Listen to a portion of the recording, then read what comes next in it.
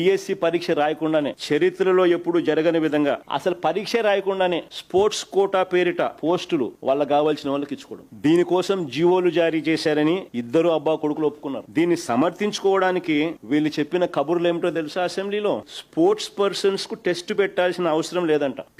PV Sindhu లాంటి వారికి నేరుగా ఉద్యోగాలు ఇచ్చాం కాబట్టి పిల్లలకు చదువులు చెప్పే ఈ టీచర్ ఉద్యోగాలు కూడా అవి కూడా 372 ఉద్యోగాలు అలాగే సింధు లాగా ఇచ్చారంట. దానికి దీనికి పొందన పెట్టినారు. 372 ఉద్యోగాలు డిఎస్సి పరీక్ష అనేదే లేకుండా సింధు పేరు చెప్పి పివి సింధుకు డిఎస్సిలో స్పోర్ట్స్ కోటాలో నింపిన 372 ఉద్యోగాలకు మధ్య పోలిక తీసుకొచ్చినారు. ఇది కేవలం అబ్బా కొడుకులకు మాత్రమే ఇది సాధ్యం. నిజంగా వీళ్ళ మైండ్ లో చిప్పులు ఉన్నాయా లేదా నాకైతే తెలియదు. ఎందుకంటే ఎన్ని చదువులు చెప్పే ఉద్యోగాలు, వీళ్ళంతా పిల్లలకు చదువులు చెప్పి ఈ 372 మంది పోయి పిల్లలకు చదువులు చెప్పాలి.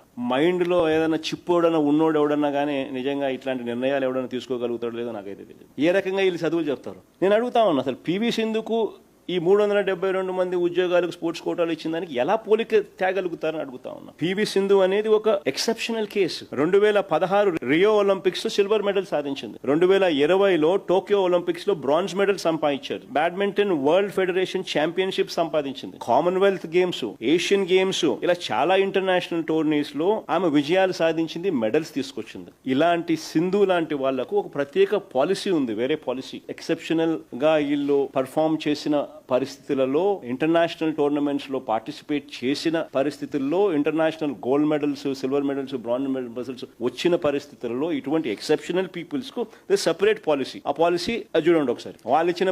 వాళ్ళు డిస్ప్లే చేసిన పాలసీ 10/12/2024 ఎప్పటి నుంచో ఉంది, డిస్ప్లే చేసిన 10/12/2024 జియో నెంబర్ 18. ఏది?